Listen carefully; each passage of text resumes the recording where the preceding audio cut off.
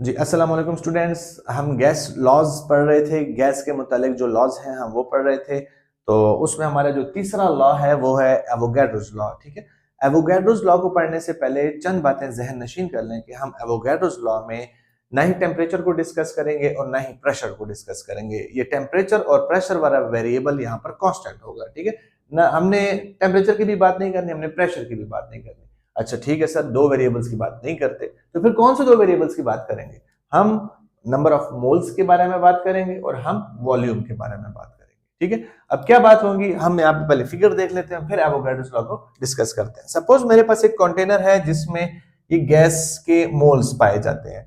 तो जितने भी नंबर ऑफ मोल्स हैं ये गैस के, इसको मैं N1 से डिनोट कर रहा हूं। N stands for moles in this Avogadro's law.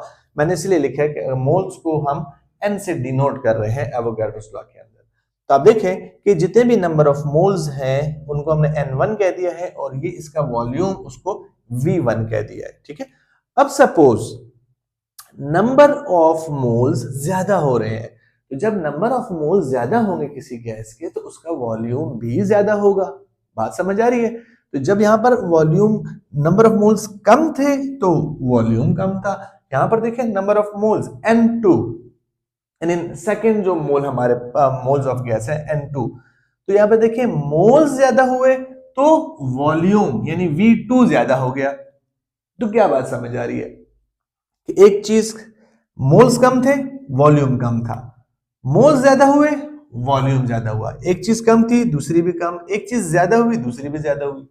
तो हमने पीछे पढ़ चुके हैं कि इस तरह के रिलेशनशिप जिसमें एक चीज घट रही हो तो दूसरी भी घट रही हो, पहली बढ़े तो दूसरी भी साथ बढ़े, इस तरह के रिलेशनशिप को डायरेक्टली प्रोपोर्शनल रिलेशन कहा जाता है। ठीक है, तो इसका मतलब ये हुआ कि नंबर ऑफ मोल्स का और वॉल्यूम का, इन दोनों का आपस में डायरेक्ट रिलेशनशिप है। ठीक है, सो अब हम उसी को देखते हैं कि एवोगैड्रोस लॉ हमें क्या डिफाइन करता है। एवोगैड्रोस लॉ में सबसे पहली बात जो मैंने बताई कि प्रेशर और टेम्परेचर, ये दो वेरिएबल्स तो हमने कांस्टेंट रखने। At constant temperature and pressure the volume of a gas, the volume of a gas is directly proportional। देखिए डायरेक्टली का वर्ड है।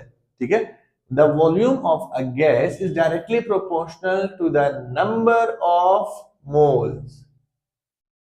ठीक है, तो volume is directly proportional to the number of moles of the gas. जब number of moles कम थे volume कम था, नंबर ऑफ मोल्स ज्यादा हुए यानी पार्टिकल्स गैस के ज्यादा हुए, वॉल्यूम ज्यादा हो गया। समझ आ गई? जो जहां पर भी V लिखा हुआ है मैंने, तो उसका मतलब है वॉल्यूम, जहां पर मैंने N लिखा हुआ है इसका मतलब है मोल्स। अब अगर इसका मैथमेटिकल एक्सप्रेशन देखा जाए तो मैथमेटिकल एक्सप्रेशन हम क्या डेवलप कर सकते हैं? हमें तो यही बात समझ आई कि volume is directly proportional to N। ठीक है, अगर हम ये साइन हटाते हैं तो ये प्रोपोर्शनैलिटी साइन हटाते हैं तो उसकी जगह पर हम कांस्टेंट लगाएंगे और N लगाएंगे।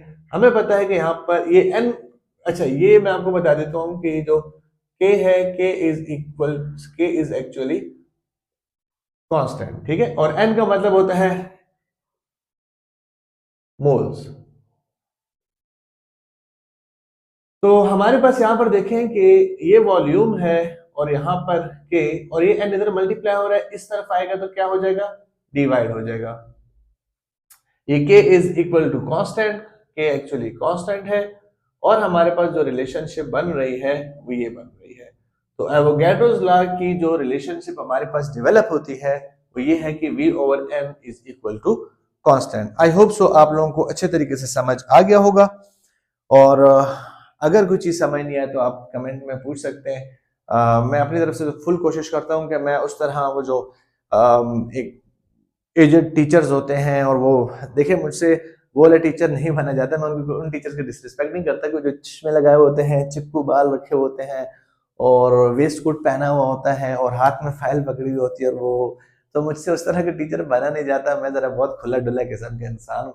ठीक है, तो मैं बड़ा दोस्तों की तरह समझाता हूँ, और वो समझाना ही क्या जो अगले बंदे को समझ ना आ पाए। ठीक है, तो मैं जरा बिल्कुल खुला डुला रह के मजे मजे में पढ़ाने की कोशिश करता हूं ताकि स्टूडेंट भी मजे मजे में उसको समझकर, मजे मजे में याद करके, मजे मजे में पेपर में अच्छे मार्क्स ले ले।